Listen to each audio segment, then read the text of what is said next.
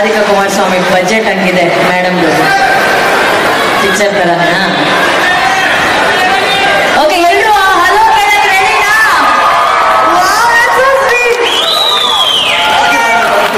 Thank you ರೀ. How sweet.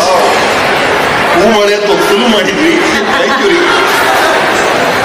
Thank you so much. Yes ಅಲ್ವರೇ sir ನಿಮ್ ಕಡೆಯಿಂದ ಒಂದು ಹಲೋ.